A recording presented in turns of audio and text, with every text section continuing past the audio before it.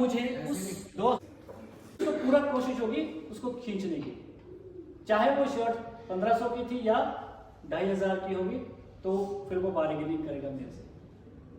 अगर मैंने बोल दिया कि मुझे ये पसंद है 2000 की नहीं ये 2500 की, तो बोलेगा ठीक है तो 2500 की मैं 2000 पे इसको नहीं दे सकता, क्योंकि उसमें रेट कम नहीं करेगा। तो सबसे पहले क्या है कि मार्केट में जब आप जाएंगे तो क्या करेंगे, अगर आपने शॉपिंग करनी तो आप क्या करेंगे, सबसे पहले क्या चीज नहीं करेंगे, मतलब जब वो रेंज आपको प्राइस पूछेगी कितने तक का सूट लेना तो आपने रिवील नहीं करना। आपको क्या स्ट्रेटजी, और शॉपिंग के लिए तो अकेले नहीं जाना है, और जिसके साथ जा रहे हैं उसके साथ पहले आपकी अंडरस्टैंडिंग होनी चाहिए कि आप वहां पे किस तरह से बिहेव करेंगे। उनकी स्ट्रेटजी क्या होती है, पहले आपको प्यार से सूट बेचने की कोशिश करेंगे, नहीं माने तो फिर क्या करेंगे, वो आपको प्रेशराइज करने की कोशिश करेंगे। आप आगे 50 सूट फेंक देंगे और आप प्रेशर देंगे, यार इतने सूट फेंक दिए, ये बोलेगा आपको देखो मैंने पूरा रख दिया है, आपको कोई पसंद ही नहीं आ रहा है, आप प्रेशर में आ जाते हैं यार वाकई तो कुछ तो कोई ना कोई लेना पड़ेगा, ठीक है नहीं। और तीसरा क्या करते हैं, वो आपकी इंसल्ट करने की कोशिश करेंगे, ठीक है, इंस्टिगेट करते हैं वो किसी भी तरह से। तो ऐसी स्ट्रेटजी से घबराना नहीं है, बड़े प्यार से उस चीज से बाहर निकलने की कोशिश करिए। अगर नहीं पसंद है तो कूड़ा उठाकर नहीं लेने के बाद उसको खर्च कर दिया और घर आके रोने लग पड़े कि ये तो गलत चीज है। तो मेन क्या है, कंज्यूमर सर्कल्स का एक ये कॉन्सेप्ट था जो मैंने बताया कि और ये आप करते हैं, जाते हैं और शॉपकीपर आपसे इस तरह से बिहेव करता है, इन फ्यूचर आपने इस तरह से बिहेव नहीं करना। तो सबसे पहली एक चीज तो ये क्लियर आपको होगी। दूसरा एक चीज और है, इंटरेस्टिंग है, सोचने की बात है थोड़ी सी, उसमें एक कॉन्सेप्ट यूज होता है और उस कॉन्सेप्ट को हम अपनी लाइफ में कैसे एक फिलोसॉफिकल सेंस में कैसे यूज कर सकते हैं, मैंने थोड़ा सा वो आपको ऐड करना है। पहले कॉन्सेप्ट क्या है, पानी जानते हैं, पानी पीते हैं, जिंदगी के लिए कितना जरूरी है, पानी कितना जरूरी है, बहुत जरूरी है, बहुत या बहुत ज्यादा। अभी कुछ दिन पहले सबने एक चीज कही थी, हवा के बारे में, तो उसका स्ट्रेटजी क्या रहेगी, नेवर रिवील। कभी बात ये बताइए कि आप आखिर में चाहते क्या है, कि आपके पास पॉकेट में कितना है। जब कोई आपको वो शॉपकीपर ये बोलता है कि रेंज क्या है, तो रेंज में कभी कितने तक का, वो यही पूछते हैं कितने तक का सूट लेंगे आप, ये कभी मत बताइए कि कितने तक का, क्योंकि वो समझ जाता है कि ये खर्च करने के लिए इसके माइंड में ये माइंड गेम है, और ये क्या होता है कि ये कितना सोच कर आया है अपना खर्च करने के लिए, वो सारे का सारे को आपसे खींचने की कोशिश करता है, छीनने की कोशिश करता है। और इसको रोकने का तरीका क्या है कि आप उनको क्या बोलेंगे, मान लीजिए कि आपने रखा 2 था, आप रेंज बताएंगे उनको, फिर अगर आपने रखा 2000 का तो आप बोलेंगे कि 1500 तक से बता दीजिए, 2000 तक का बोले आप क्या कहाँ की, वो आप मुझे पूछेगी कहाँ आपकी रेंज, आपके पास क्या क्या, तो बोलेंगे मेरे पास 500 का भी है, 1000 का भी, 500 का भी है, तो कोई नहीं 500 का भी ज़्यादा पसंद आई है, या 2500 का वो भी बता दीजिए क्या देना नहीं है आपने, लेकिन 2500 का देखने में क्या जाता है आपको, तो उसको ये वो कंफ्यूजन में रहेगा, उसको नहीं पता कि आपने 500 का सूट लेना है या 2000 का लेना, 1500 का लेना, 2500 का लेना। और जब आपकी रेंज बढ़ेगी तो यहाँ पे क्या करना है, आप क्या करते हैं कि इनको इतने सूटों में पसंद है, ये पसंद है, अब उसका रेंज बढ़ा देगा, क्योंकि आपने रेंज कर ली ना, आगे उसमें रख दिया आपने सूट की। तो क्या करना है आपको ये नहीं करना है कि जो पसंद आया उसको आप एकदम से टूट पड़ो, आपको पता कि ये इसको पसंद आ गया है तो इसकी सहेली क्या बोलेंगे, नहीं यार ये तो हमें कुछ ऐसे लग रहा है, कुछ और देखते हैं, और उसको साइड पर रख दीजिए, 2-3 सूट और देखें, यार कोई पसंद नहीं आ रहा। अब उसको क्लियर नहीं है कि आपको वो सूट पसंद है कि नहीं, लेकिन आपको क्लियर हो गया, अब उसमें बार्गेनिंग कर सकते हो, अब आप उसको बार्गेनिंग कर सकते हो उसको लगेगा कि कोई पसंद नहीं है कि जा रही है तो चलो यार भाई कम से कम बोलेगा, चलो आपकी सहेली कोई पसंद था वो बोलेगी यार इसको देख ले, हाँ ठीक है कैसा लग रहा है। तो ऐसी स्थिति में क्या है कि वो बार्गेनिंग आपकी फेवर में हो जाएगी और प्राइस जो है वो वहां पे वो कम कर सकता है फिर। लेकिन अगर आपने ऐसे बोल दिया कि हाँ ये बड़ा अच्छा लगेगा, ये बहुत बढ़िया लगेगा, हाँ बहुत पसंद है, वो वहां पे समझ जाएगा कि इनको ये पसंद आ चुका है, अब इसको लेकर जाएंगे, तो वहां पे प्राइस वो है हाई कर देगा। तो इसलिए जो कंज्यूमर सरप्लस का जो कॉन्सेप्ट मैंने आपको बताया कि the price which we are willing to pay and the price which we actually pay, उसके डिफरेंस को हम कंज्यूमर सरप्लस कहते हैं, जो एक तरह से बचत होती है। मैं घर से सोच के जा रहा हूं मैं 2000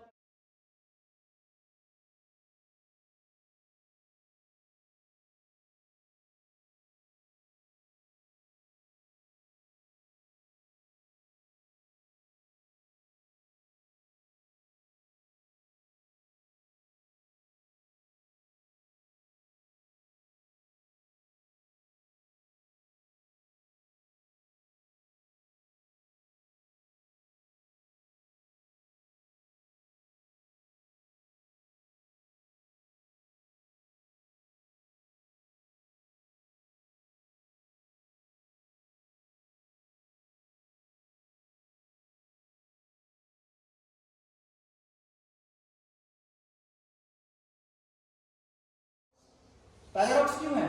जो चीज जीवन के लिए बहुमूल्य है वो जो है फ्री में मिलती है, और जो चीज जीवन के लिए ज्यादा महत्वपूर्ण नहीं है वो महंगी है।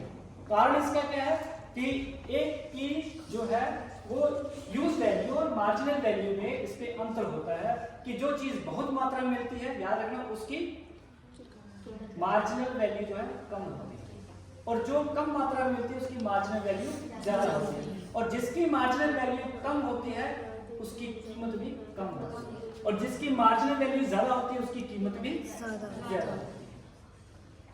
और इसीलिए आपको अपने जीवन में आपको कौन सा बनना है, क्या बनना है?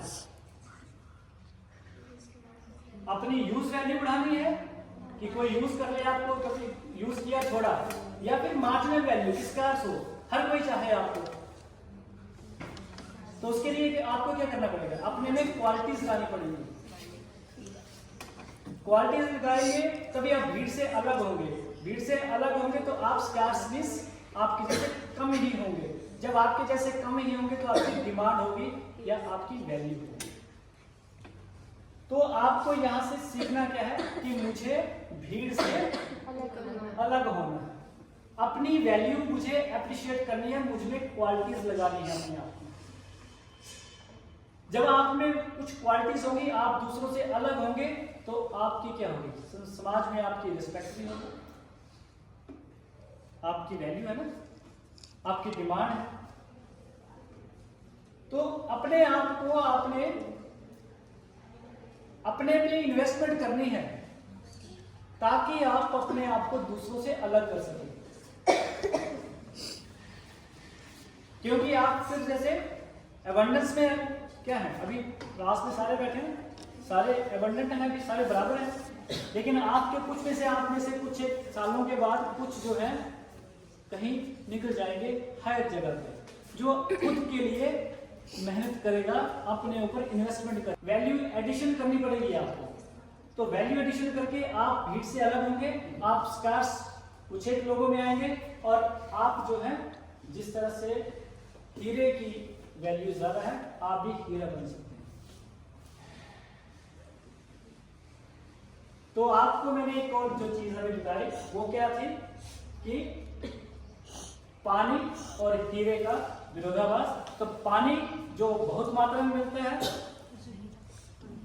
अबंडेंस में है, क्या आपको वो जैसे भेड़ें बहुत ज्यादा होती हैं या एक भीड़ होती है, मैं यूं कहूं, आपको भीड़ का हिस्सा बनना है या भीड़ से अलग हीरे जैसे बनना है?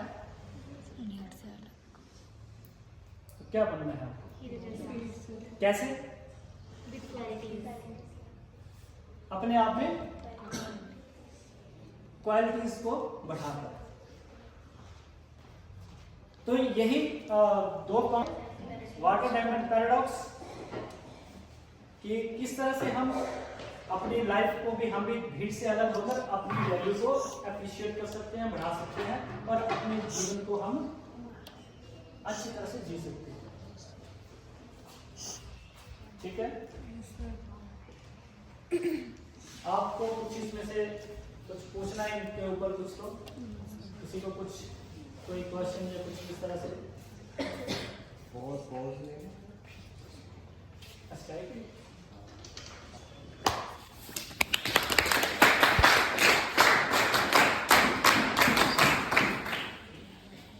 अभी करना है शुरू इन्होंने, चाय पी के करेंगे।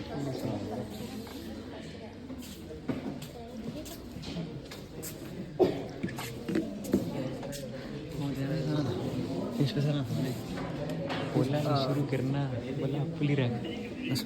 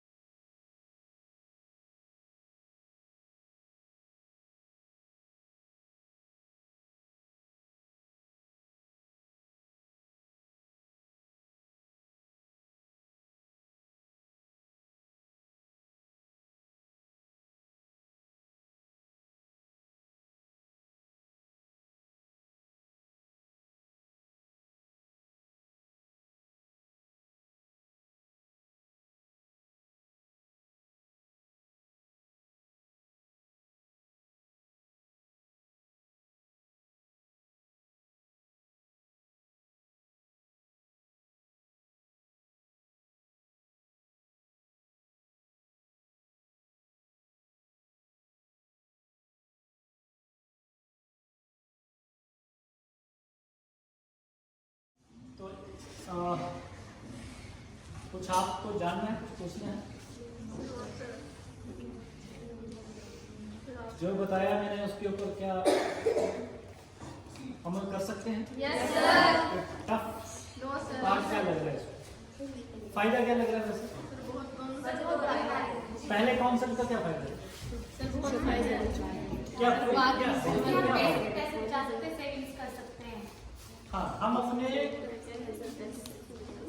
जो अपने संसाधन हैं हम उनका बेस्ट यूटिलाइजेशन कर सकते हैं, सबसे बड़ी बात। चलिए अब एक पाज लेकर दोबारा से एनर्जी आ गई, तो मैं एक छोटा सा कंसेप्ट आपसे और शेयर करूंगा, डिस्कस करूंगा। तो उसके साथ क्योंकि हम जो हम बात कर रहे हैं इकोनॉमिक्स के बारे में अपने, तो मैं थोड़ा सा उसके बारे में बात करूँ। इकोनॉमिक्स अर्थशास्त्र है क्या ये? देखिए, इकोनॉमिक्स में कोई भी चीज जो एब्सोल्यूट नहीं हो सकती, ना कुछ हमेशा के लिए सही हो सकता है, ना ही हमेशा के लिए कुछ गलत हो सकता है। हमें यहां पर हमेशा क्या है, हम बोलते हैं जैसे जीवन में बैलेंस वैसे ही इकोनॉमिक्स में बैलेंस। हम हमेशा बैलेंस की बात करते हैं, संतुलन की स्थिति। और संतुलन जो है ये लाइफ में भी चाहिए, अपने जीवन में भी हमें संतुलन बनाकर ही चलना पड़ता है। हम किसी एक तरफ नहीं जा सकते। एक्सट्रीम जो है वो हमेशा नुकसानदेह होता है। बहुत ज्यादा अच्छाई भी बुरी होती है, क्योंकि फिर लोग हम बोलते हैं ना कई फिलोसफिकली कि अगर आप बहुत अच्छे हैं तो लोग आपका फिर यूज करते हैं, एक्सप्लॉयटेशन करते हैं। थोड़े से बुरे भी होने चाहिए समय आने पर। तो इसलिए अच्छे और बुरे में भी बैलेंस है। क्या अच्छा है क्या बुरा है, मैं थोड़ा सा आपको ये फिलोसफिकल ऊपर से बात कर रहा हूँ, जो आइडियलिज्म की। जो मेरे लिए अच्छा हो सकता है दूसरे के लिए बुरा हो, और जो दूसरे के लिए अच्छा हो सकता है मेरे लिए बुरा हो। जो मुझे अभी अच्छा है हो सकता है किसी और समय बुरा हो। तो इसलिए हम इकोनॉमिक्स में बात करते हैं सेटिस्फेक्शन की, संतुष्टि की। हम जो भी काम करते हैं संतुष्टि के लिए। नोट है ना, नोट पैसे। अगर 10 रुपए के नोट से आप उसको खर्च कैसे करते हैं, क्यों करते हैं? आप पैसा अर्न करते हैं ना, क्यों करते हैं? अपनी जरूरतों को पूरा करना। और जरूरतें क्यों पूरी करते हैं? क्योंकि हमें संतुष्टि मिलती है। तो इकोनॉमिक्स का जो स्टार्टिंग पॉइंट है वो है इच्छाएं, डिजायर। हमें इकोनॉमिक्स में जब हम पढ़ाते हैं शुरू में 11th में जब कहीं लगता है वहां से कॉन्सेप्ट आता है, ये एमए तक जाता है और वहां पे एक ही क्वेश्चन पूछा जाता है, what is the difference between desire and demand. इच्छा और मांग में क्या अंतर है, बता सकता है कोई?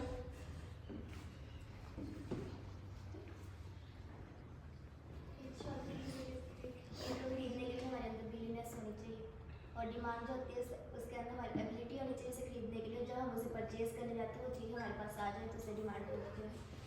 क्योंकि ये इसने फर्स्ट ईयर में मेरे पास एक प्रॉमिस रखी थी, वैसे साइंस की थी ना, नहीं सर, आर्ट्स के लिए प्रॉमिस पढ़ा था पहले नहीं पढ़ा था, तो इसको फर्स्ट चैप्टर में यही चीज़ पढ़ाई थी, तो इसने वो चीज़ें अच्छा है छोड़ दी इसने बाद में, अब ये आर्ट्स में प्योर में चली गई है, बट एनीवे इस बात को रहने देते हैं।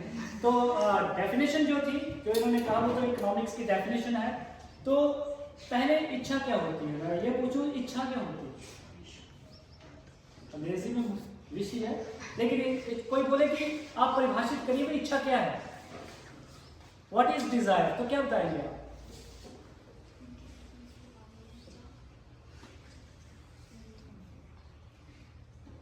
सभी पढ़ते हैं मेरी ये इच्छा है, आप बोलते हो, तो वो होती क्या इच्छा क्या है, कैसे डिफाइन करेंगे इच्छा? इच्छा वह लालसा है जिसे हम पूरा नहीं कर सकते। इकोनॉमिक्स में इच्छा वह लालसा जिसे, आपकी इच्छा की मैं उड़ूं, उड़ सकते, आपकी इच्छा मेरे पास कार हो, अभी कार है मेरे पास, कार हो, बंगला हो, ये सब इच्छा है, डिजायर है, इच्छा जिसे पूरा नहीं किया जा सकता।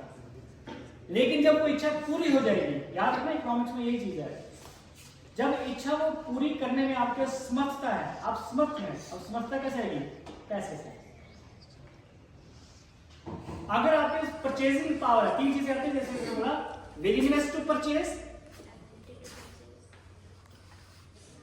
और फिर क्या है ability to purchase, and the third one is readiness to purchase. तो विलिंगनेस मींस मेरी इच्छा पहले मैं तैयार हो सकती, यार मैंने ये पूरी इच्छा की चाहिए मुझे। दूसरा एबिलिटी टू परचेज, उसको खरीदने की शक्ति, वो कैसे आएगी, अगर मेरे पास पैसा होगा, संसाधन होंगे, रिसोर्सेज होंगे। मेरे पास अभी जेब में क्या है, इच्छा भी है, पैसे भी है, क्या ये डिमांड बनेगी? नहीं, क्योंकि मुझे जब तक कि मैं उसको मार्केट से जाकर खरीदने के लिए तैयार नहीं होता, वो डिमांड नहीं बनती। तो डिमांड कब बने कोई चीज, जब आपकी इच्छा भी है, आपके पास पैसा भी है, और आप बाजार में जाकर उस चीज को, उस क्वांटिटी को आप मार्केट से परचेज कर लेते हैं, जो क्वांटिटी जो है किसी और के लिए फिर उपलब्ध नहीं है, वो डिमांड कहलाती है। तो हम ये जनरली इस तरह से डिजायर और डिमांड में अंतर करते हैं। तो हम एक चीज, जैसे मैं छोटा सा बात में लगा था बोलने कि हम जो भी काम करें संतुष्टि के लिए, संतुष्टि के लिए हर चीज है। आप खाना खाते हैं क्यों खाते हैं? संतुष्टि के लिए। अगर आपको 10 का नोट फाड़ने से संतुष्टि मिलती है तो क्या आपको फाड़ना चाहिए? नहीं। क्यों नहीं फाड़ना चाहिए? आपने तुम्हारा कर दिया। मैंने आपको कहा कि आपको हर काम तो संतुष्टि के लिए कर रहे हैं। जब आप ये बोलते हैं कि 10 का नोट फाड़ना नहीं चाहिए, इसका मतलब ये आप में क्या आ गया, मोह आ गया, उसको लालच आ गया आपको, उससे पैसा वो आ गया। तो देखो सीधी सी बात है, अगर अदरवाइज पैसे की हमने ये जो मनी था इसकी एवोल्यूशन, मनी आया क्यों? ये तो ओनली मीडियम ऑफ एक्सचेंज है। आपको कुछ चीज चाहिए उसके लिए आप पैसा दे रहे हैं।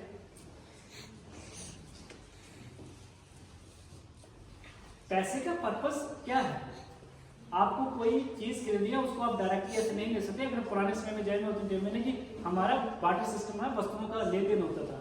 बाद में मनी मुद्रा की, जिसे आप बोलते हैं, मनी की उत्पत्ति हुई। तो सेटिस्फेक्शन की बात करो, मुद्रा के रहने देते, तो 10 का नोट फाड़ने से अगर आपको संतुष्टि मिले फाड़ देना चाहिए, क्योंकि उसका पर्पस ही यही है कि आपको संतुष्टि मिल रही है। अदरवाइज तो फिर वो तो पैसे के लिए तो वही है कि हमारे अंदर तो मोह पड़ गया ना, उसके लिए पैसे से प्यार से बोलते हैं, लालच आ गया। क्योंकि हम काम किस लिए कर रहे हैं? हम कर रहे हैं, हम जो भी कर रहे हैं, हम संतुष्टि के लिए, अपने जीवन में संतुष्टि के लिए। चाहे वो आप खाना खा रहे हैं, चाहे आप जिंदगी जी रहे हैं, सो रहे हैं, कोई काम कर रहे हैं, भलाई का काम कर रहे हैं, कुछ भी कर रहे हैं, किस लिए कर रहे हैं? वो आपको संतुष्टि मिल रही है। लेकिन हम क्या कर रहे हैं? हम अगर किसी का भला कर रहे हैं तो क्या एहसान के लिए कर रहे हैं। जब ये काम कर रहे हैं तो हमारा वो भला काम का नहीं है, हम अपनी संतुष्टि के लिए कर रहे हैं, तभी ठीक है। संतुष्टि सिर्फ ये, मैं यही कह रहा हूँ, इसको जीवन में कैसे लाना है? कि आप इकोनॉमिक्स तो पढ़ रहे हैं कि हम संतुष्टि ये कर रहे हैं, हम ये जो भी कोई चीज कंज्यूम कर रहे हैं, हमने संतुष्टि कर रहे हैं। पानी पीते हैं क्योंकि हमें प्यास है, प्यास को बुझाना है।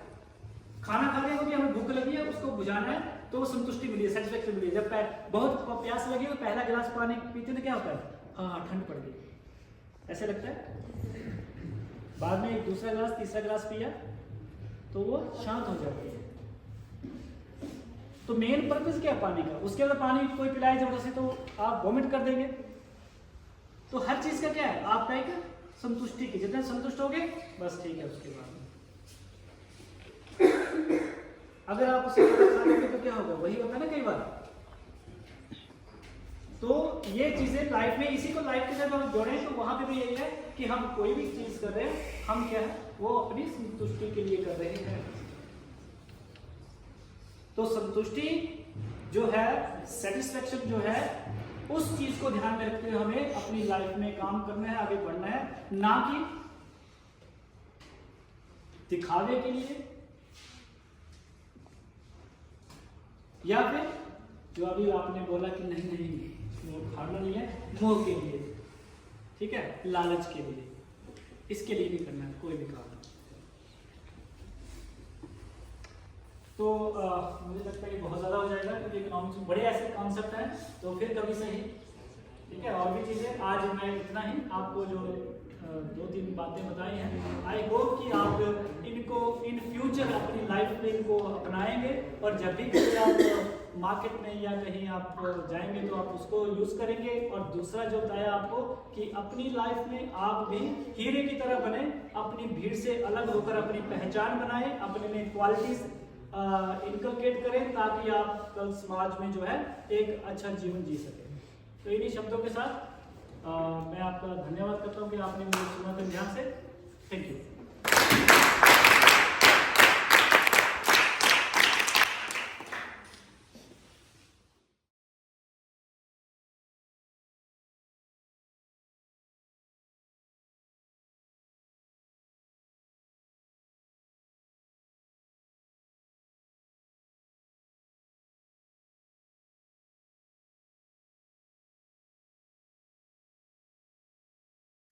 है मेरे पास पाँचवा दिन था, तो 5वां दिन है, और मुझे उम्मीद है कि आप एंजॉय कर रहे होंगे कैंप का एक्सपीरियंस,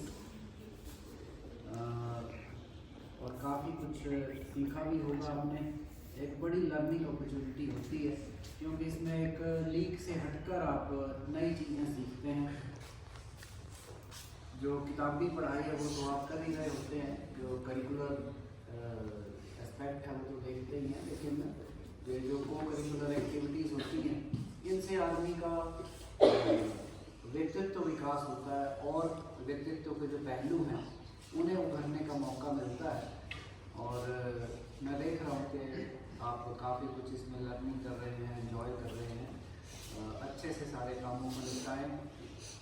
आज अजय जी से मैंने निवेदन किया था कि आपके समक्ष कुछ अच्छी चीज़ें अपने विषय से संबंधित रखें, क्योंकि कॉलेज में थोड़ा सा डिवीज़न हो जाता है कि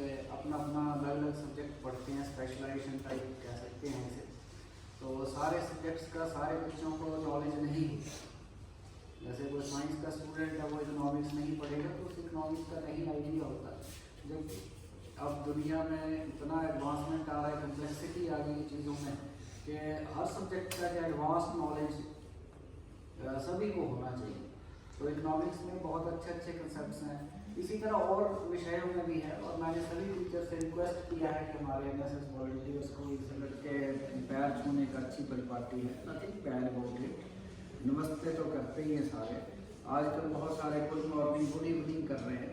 अगर गुड मॉर्निंग गुड इवनिंग भी करना चाहते हैं तो इस बारे में भी ये सुनिश्चित बनाएं कि it should be A polite one, it should be A politeness आपके चेहरे और भाव से झलकनी चाहिए, ठीक है ना।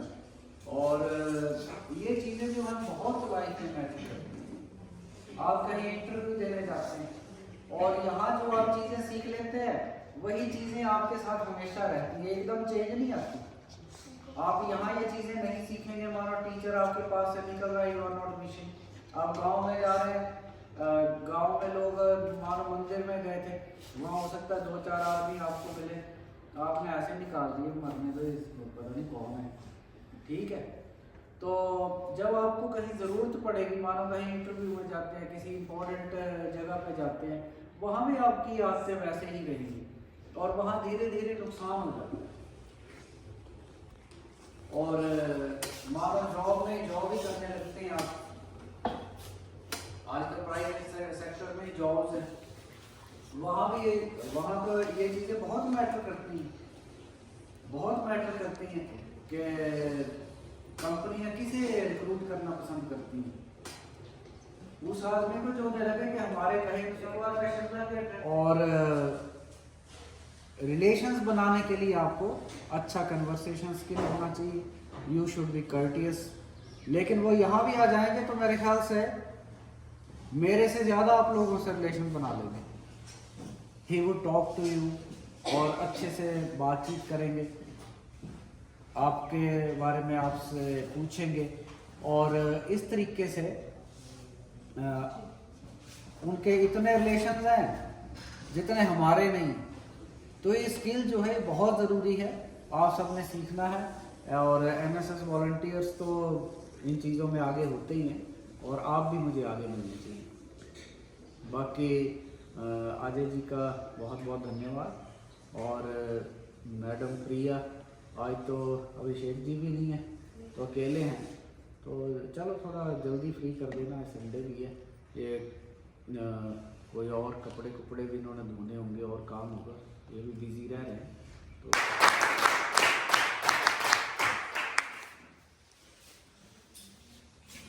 धन्यवाद प्रधानाचार्य जी। अब मैं प्रधानाचार्य जी तथा शिक्षकगण से यह अनुरोध करूंगी कि वे मंच पर आएं। Always legendary for their courteousness. मेरे पास कई स्टूडेंट्स पढ़े होंगे, मेरा अपना सब्जेक्ट मैथमेटिक्स है, मैथमेटिक्स पे पढ़े कई बच्चे कॉलेज में, जैसे जहाँ मैंने पढ़ाया वहाँ म्यूज़िक के भी होते हैं, लेकिन मैंने देखा मैथमेटिक्स वाला चाहे निकम्मा वो नमस्ते ना करे, विश ना करे, लेकिन म्यूज़िक वाला हमेशा पैर छू के जाएगा। ये चीज़ें सीखी जाती हैं म्यूज़िक में। थोड़ा सा शायद उस तरीके का भारत में माहौल भी है, जैसे म्यूज़िक सीखने के लिए आप नीचे बैठते हैं, बढ़िया। हालांकि जो म्यूज़िक सीखने वाले बच्चे हैं उनके लिए हमने इस बार बहुत अच्छा बैठने का अरेंजमेंट किया। जब मैं आया तो यहाँ बैठने का प्रॉपर नहीं था, बढ़िया चदरें हमने ले ली हैं। और भी मैंने बोला है अभिषेक जी को कि आपने जो चाहिए खरीदो। तो शायद सब्जेक्ट का भी कुछ नेचर होता है, सीख लेते हैं, लेकिन ऐसा नहीं कि कर्टेसी मैथमेटिक्स वाले नहीं सीख सकते या फिजिक्स वाले नहीं सीख सकते। कोई उन्हें जो मना नहीं किया हुआ है कि आप नमस्ते मत करो या विश मत करो। तो ये मेरी एक आप सबसे रिक्वेस्ट है कि यू मेक द बिगिनिंग। और ये जो 2-4 दिनों से मैंने कुछ दिनों से नोट की चीज़, मेरे टीचर्स के कहने पे उन्होंने मुझे शिकायत भी की थी। हालांकि मैंने उन्हें तो कहा कि आप उन्हें टोका करो, क्योंकि ये बच्चों को हमारा फ़र्ज़ भी है। ऐसा नहीं है कि नमस्ते हमें होने से कोई हमारा बढ़ जाएगा या कुछ आएगा। बड़े लोग नमस्ते करते हैं, नहीं करते हैं, हमें कोई फ़र्क नहीं पड़ता, मेरी कोई सैलरी कम होने वाली नहीं। और लेकिन ये चीज़ बच्चे आप सीख लेंगे तो बहुत फ़ायदे में रहेंगे। इससे लोग बहुत फ़ायदा भी उठा रहे हैं, बहुत फ़ायदा भी उठा रहे हैं। हमारे क्लोज रिलेशन में जो सबसे इस समय अमीर व्यक्ति है, who also possesses a Mercedes car, he is the only person having Mercedes car in our close relations. He is not very highly educated, he is just a BCom graduate, लेकिन he is so courteous. मेरे ख्याल से हमारे रिश्तेदारी में जब भी मिलेगा उसका स्टाइल ऐसा है, तरीका ऐसा है, और ये सीखनी पड़ती है चीज़ें, सीखेंगे तो आप बेनिफिट में रहेंगे।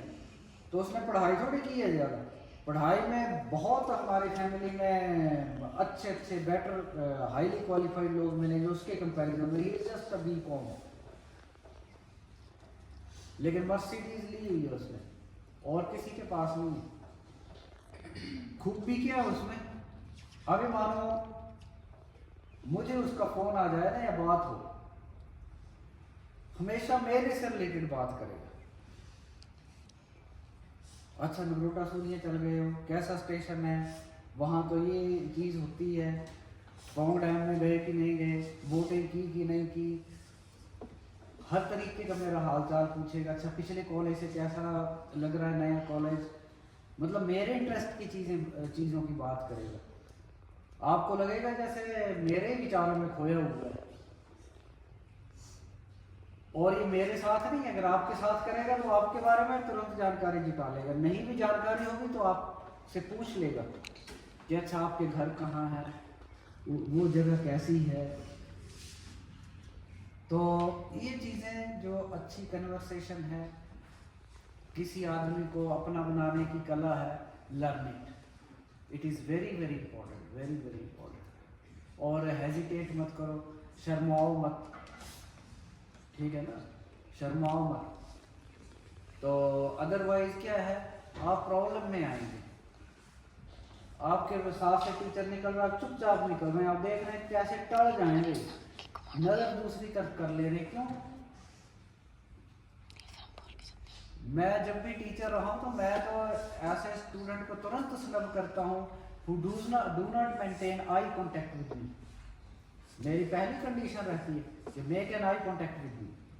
हर स्टूडेंट का आई कॉन्टैक्ट होना चाहिए। आई कॉन्टैक्ट के बिना you can't learn, you can't learn, you can't assimilate what the speaker is saying if you are not having an eye contact with him or her। इसलिए eye contact रखो। कई class में क्या करते हैं, लगे कि टीचर अब क्वेश्चन पूछने वाला है, पूछ ले, और मैं तो क्वेश्चन ही उससे पूछता हूँ, चाहे उसे बालों से पकड़ के उठाऊंगा जिसने सिर नीचे किया हो। तो ऑलवेज ये बड़ी लर्निंग्स होती है। आप में से भी जिन लोगों ने आदतें बनाई हो, कृपया दूर कर लें ये चीज़ें, क्योंकि आज यहाँ नहीं आपको फील होंगी, ये आपको आज से 10 साल बाद, 15 साल बाद फील होंगी। कई बार तो यहीं पे फील होने लगती है, और ये स्कूलों से डर जाती हैं आदतें। मेरे कज़न था, वो 8th क्लास में था, and he was having very severe बैकएक। बोलता था कि बस दिन में इतनी दर्द होती है कि बहुत में बैठा नहीं जाता। तो फिर जब थोड़ा एनालाइज किया तो क्या समझ आई कि घर पे काम नहीं करना, होमवर्क करके नहीं जाना, फिर क्या होना, डरे हुए क्लास में, टीचर कुछ पूछ ना ले तो ऐसे दबते जा रहे, सोच रहे कि डेस्क के नीचे चले जाएं ताकि टीचर को बस दिखे ही ना, सम हो कुछ ऐसा हो जाए कि दिखे ही ना कि आया भी है बंदा है, ठीक है। और धीरे धीरे वो बैक ही जैसे वो जवाब देने लगती है, इसकी जो कैपेसिटी है ना, कितना भी ये झुक के रहेगी। फिर जब थोड़ा सा उसे समझाया और ये किया तो इस back went away without any extra treatment. जो कि पहले डॉक्टरों के चक्कर लगा रहे थे इधर उधर, डॉक्टरों ने भी क्या करना, अब आया था मरोड़ के रखो चीज को, पीठ को, तो क्या डॉक्टर ने क्या दवाई देनी है, कैसे उसे सीधा करना है। कोई ऐसी दवाई तो उनके पास भी नहीं, बेचारों के पास वे गोली दी और पीठ सीधी है। तो थोड़ा सा बच्चे ये चीज़ें बहुत सीखनी है आपने। और मुझे एक अच्छा लगा कि your programme officers are giving you the chance to speak from the lecture stand here. तो it is a good opportunity and every one of you should use this, ठीक है। बारी बारी से जिस जिसका नंबर आता है, and photography is also very essential these days, so learn this skill also. तो जब भी आप रिकॉर्डिंग करें, आजकल वीडियो रिकॉर्ड करना भी वेरी इजी, और हमारे पास वे भी है, यूट्यूब चैनल है, और अब मैं अपने आप भी उसमें अपलोड करना स्टार्ट किया है। तो आप वीडियो बना सकते हैं और उसे अपने चैनल पे अपलोड कर सकते हैं। तो अभी मैं देख रहा था 8 महीने से उसमें रिकॉर्ड हुआ भी नहीं कुछ, तो अभी हम करेंगे। आप अपनी एक्टिविटीज़ को रिकॉर्ड करें, जहाँ भी जाते हैं, कहीं मंदिर में जा रहे हैं, कहीं जा रहे हैं, रिकॉर्ड योर एक्टिविटीज़, फ़ोटो खींच लो, वीडियोस बना लो, थोड़ा इसकी कला सीख लो ढंग से। एक तो अगर आवाज़ रिकॉर्ड करनी है तो बहुत दूर मत रखो ना, अगर आप वहाँ वो कोने से जाके खींचेंगे तो आवाज़ आएगी नहीं आपको। तो साथ में आवाज़ भी रिकॉर्ड करनी है, थोड़ा नज़दीक से कर लो और उसे अपलोड कर दो। अच्छी डॉक्यूमेंटेशन होती है, और आजकल तो इजी हो गया ना, इसके लिए पैसा लेना ना कुछ है। कुछ साल पहले तक दूसरे कैमरों से करते थे, फिल्म लानी पड़ती थी कहीं से, वो मिलती नहीं थी इजीली, पैसे खर्च होते थे, बहुत डिफ़िकल्ट था। चीज़ें एकदम रेवोल्यूशनाइज हो गई हैं, तो ये भी सीखें। प्लस ये जो मैंने चीज़ बताई है, इसे बिल्कुल अपने आत्मसात करें। ये बहुत ज़रूरी चीज़ है, बहुत ज़रूरी चीज़ है कि you should be very courteous, courtesy always pays. एक मेरे फ्रेंड है, और मैं इसलिए एग्जांपल दे रहा हूँ, ऐसा नहीं कि मेरे फ्रेंड है, such examples are there in society everywhere, and you can also note such people in your society. आपके गांव में, आपके रिश्तेदारी में आपको अलग अलग तरह के लोग मिलेंगे, तो आप देखना कि इस तरह के एग्जांपल आपके सोसाइटी में मिलेंगे, आप ध्यान देंगे तो। जैसे मैंने अभी आपको एक मर्सिडीज वाला एग्जांपल दिया, इसी तरह से एक और मेरे फ्रेंड है। पीछे I had gone to medical college Tanda for the treatment of my mother. दूसरे दिन बाद में मेरे एक फ्रेंड थे, उनके यहाँ फंक्शन था, मैं जा नहीं पाया था, तो मैंने कहा भाई आ नहीं पाए, मैं ऐसे ऐसे हॉस्पिटल जाना पड़ा। कैसे मुझे क्यों नहीं फ़ोन किया, कैसे ऐसे मैं उस डॉक्टर को बोल देता या फलां उसको बोल देता, वहाँ ये आदमी है, मेरा ये आदमी है। तो जो मेरे फ्रेंड है, ही इज़ जस्ट हार्डली, यानी कि समझ लो जितने आप पढ़े हैं लगभग उतने पढ़े हुए हैं, 12-13 तक क्लासें पढ़ी होंगी उन्होंने, नॉट मोर देन दिस। बीच में मत बोलो, चुस्ती मत दिखाओ, मैं फिर 30 साल पढ़ा चुका हूँ। तो उनका क्या है कि दे मेक रिलेशंस, स्ट्रिक्टली समझें इन चीज़ों को और इम्प्लीमेंट करें, थोड़ा सुधार लाएं अपने आप में। तब में आज के हमारे जो रिसोर्स पर्सन हैं प्रोफेसर अजय कुमार सर, उनको बहुत बहुत धन्यवाद, क्योंकि उन्होंने इकोनॉमिक्स को जो हमारी डेली लाइफ के एग्जाम्पल के साथ जोड़ा है, वो बहुत इम्पोर्टेंट चीज़ है हमारे लिए सीखने के लिए, क्योंकि हमने अपनी ज़िंदगी को कितने हाई लेवल तक औरों पे छोड़ दिया है, तो कितना ज़रूरी है हमारे लिए लिमिट्स लगाना, ताकि हम अपनी ज़रूरत से ज़्यादा चीज़ें लोगों को ना बताएं और वो हमारा गलत फ़ायदा ना उठाएं। तो बहुत बहुत धन्यवाद sir, thank you so much. सारे वॉलंटियर्स का धन्यवाद।